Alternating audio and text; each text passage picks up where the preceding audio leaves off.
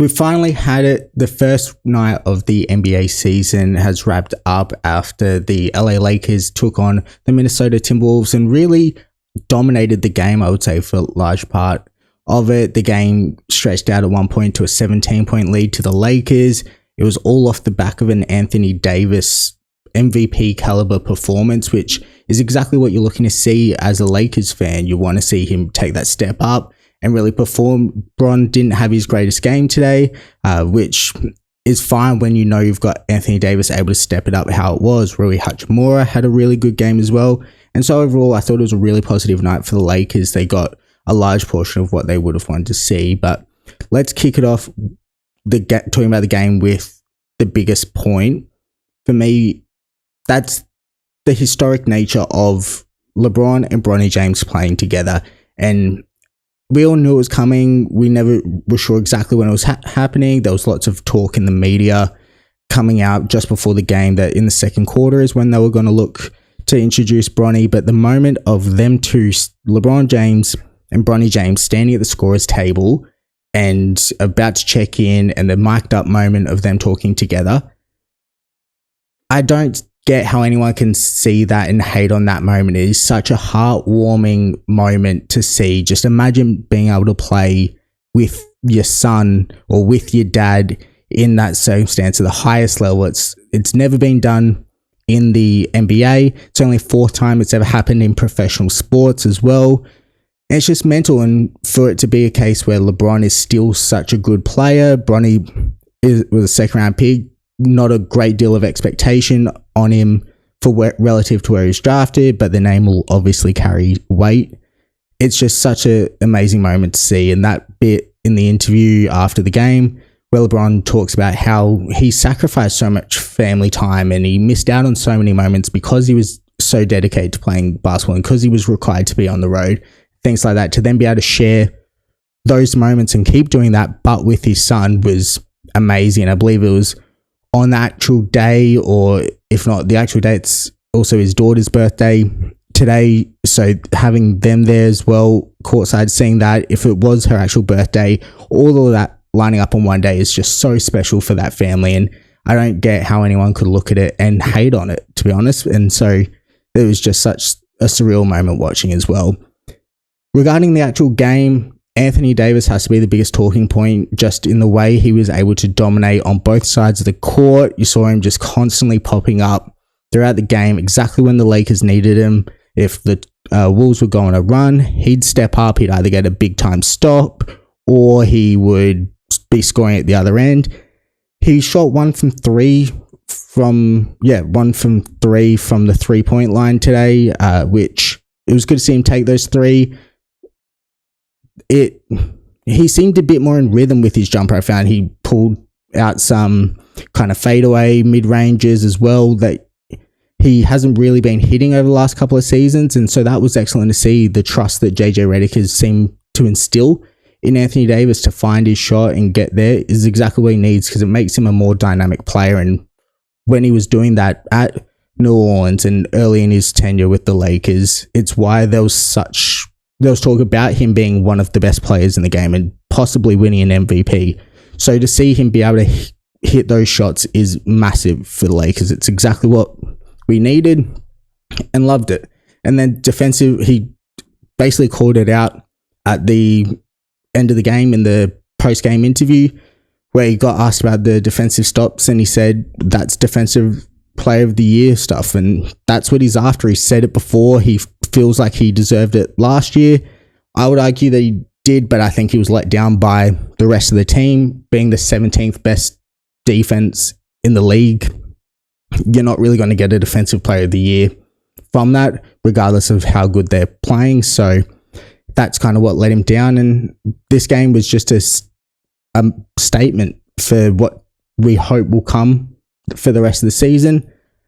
Other players I thought stood out, Rui Hachimura he shot 1 from 4 and 50% from the field in general. It felt like every time I was watching, he was hitting shots, and it just always seemed as well there was a crucial, when we needed a shot, if it wasn't Anthony Davis, it was Rui Hachimura hitting it, and that was massive. And so if he can reach the form that he was in during the 2022 playoffs when he really hit his stride, and that was probably the best period he had for the Lakers. If he can hit that and be more consistent throughout the regular season, that's exactly what they'll need if they're to make the playoffs above the play-in and try and be the contender they hope they are.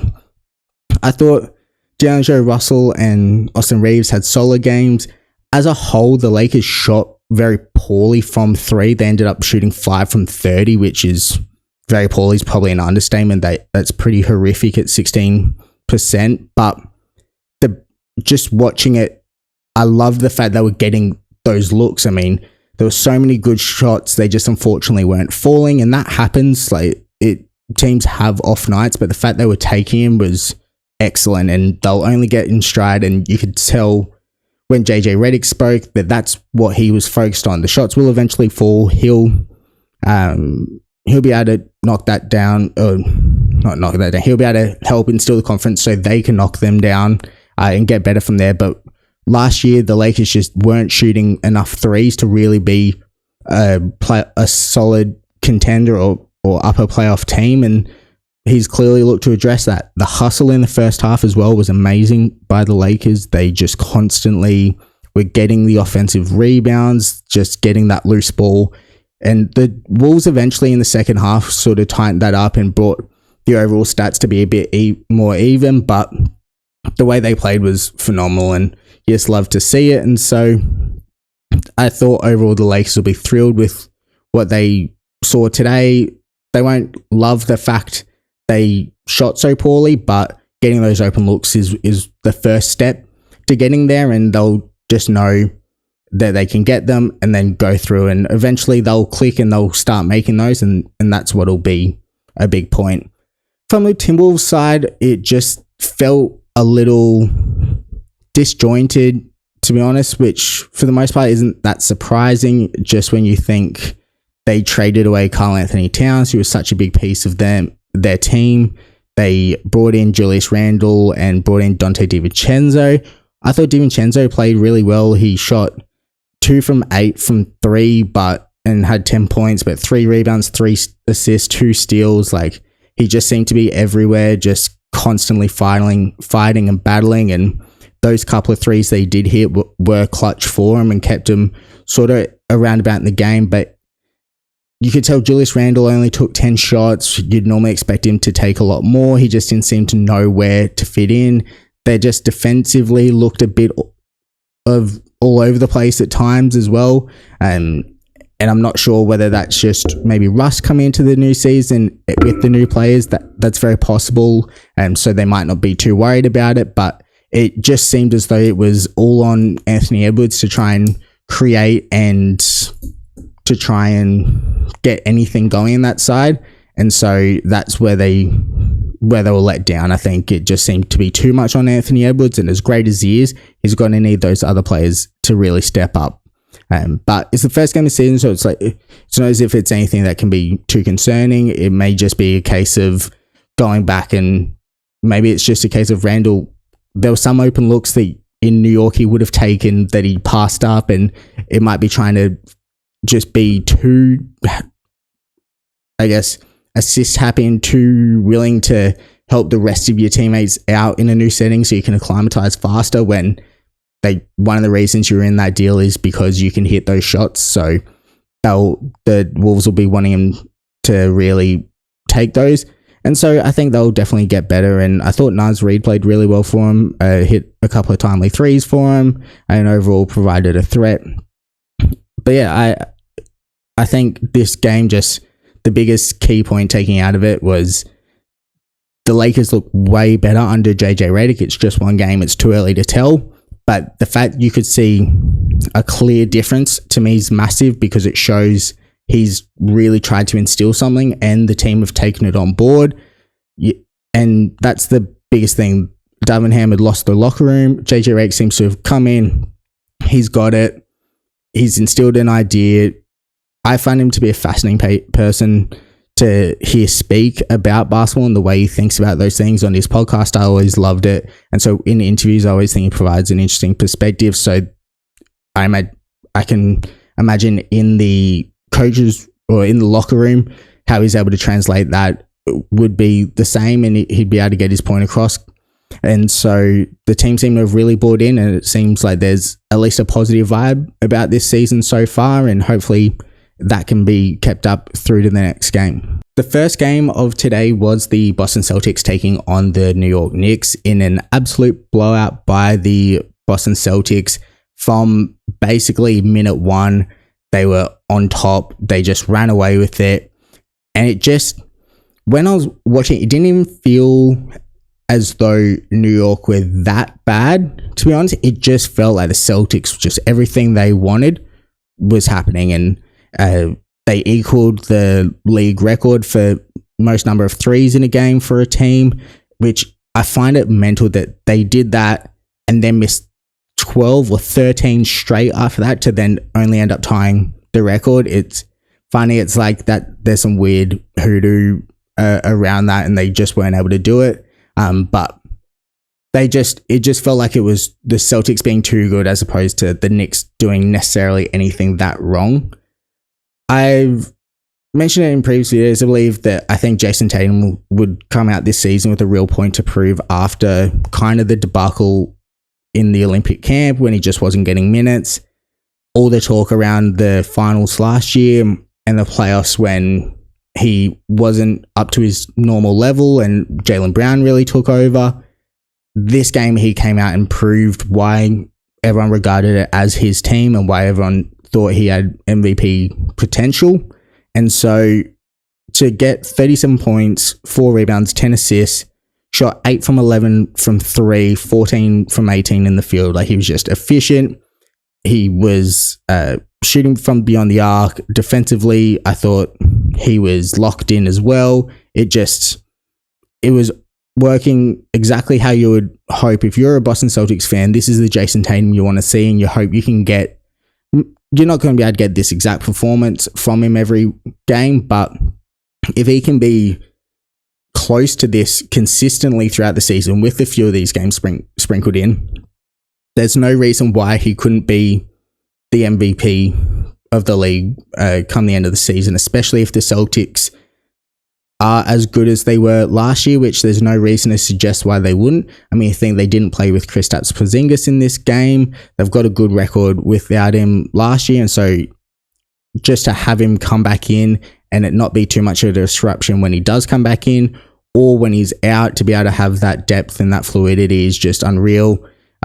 This for the team going into this year, and so it's scary times for, I think, especially in the East, because in my predictions I had New York as the second seed, and so for them to be, ended up being 23 points short of the Celtics, and the Celtics had a lot of emotion around this game. I mean, it's their ring ceremony that in the TD Garden, the whole crowd's up for it. It was always going to be a tough game for the Knicks to walk into and fighting a few things, but you just hope they can at least somewhat compete with the Celtics throughout the season. Otherwise, it's just a case of riding it up to the Celtics will be back in the finals next year, and every chance and likely that they break the recent streak of new winners and go back to back.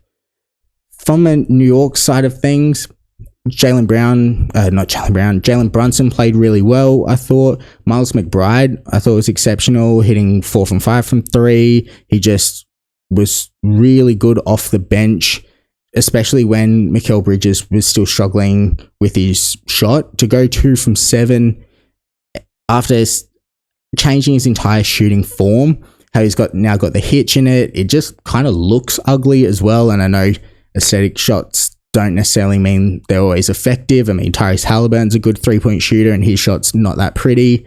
But it just, to have changed so much when he's previously been such a good shooter is strange. Hopefully he can get that found out for them, because I think if he's got the ability to hit, what he shoot 2 from 7, if he can get that to shooting 4 from 7, that'll be massive for him, because the confidence that instills, and the last thing you need is for teams to feel like they don't have to worry about him as much when shooting, because one of the big things of having Karl Anthony Towns on the court is being able to play 5 out. I mean, Jalen Brunson's so good at driving to the rim, and that spacing is just paramount to that success. And so hopefully you can find that form. I mean, you'd obviously want OG Anunoby to also shoot better because he was none from 4. But I think he's primarily just around the defensive side, I think is what they'll kind of hope him to be. Definitely hit more threes though.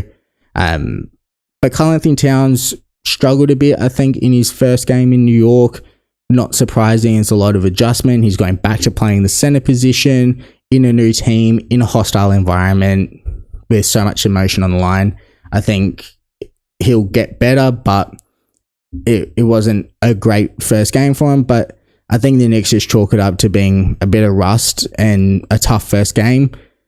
But we'll see how it goes from there. And I think obviously it's too early to say anything in regards to how any of these teams will do. But I think this one thing we can all massively agree on is thank God the season's back. It felt like such a long off season. We can finally now get the games coming thick and fast and try and see how it all play out compared to all our predictions. And speaking of those predictions, if you did miss my previous videos, make sure you go back and check them out, see where I think each team will finish in the West and the Eastern Conference Finals. Also keep an eye on the channel as I do have my award predictions coming soon. Just trying to find the time to get those recorded as well in time. I was hoping to have it up before the season started, but just some life things got in the way to be able to do that. But keep an eye on the channel for that.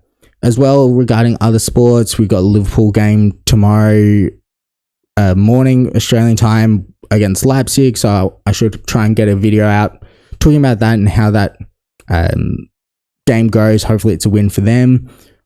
And we've got the Rams playing against the Vikings, I believe it is, in Thursday night footy, so on Friday Australian time. I'll try and get a video out for that as well. I was initially going to make one talking about the Rams in general and how I think they still can make the playoffs and go on that run, and talking about the game against the Raiders, but then all this news about potentially trading Stafford and Cup, and I've kind of just decided to leave it until at least this Vikings game, just so we can see where that information goes from there, because I also think how that game goes will impact whether those trades do go through. So keep an eye on the channel for that. Make sure you subscribe so you don't miss any of those. Hit the notification bell as well so you can be so you get notified when those videos do go up.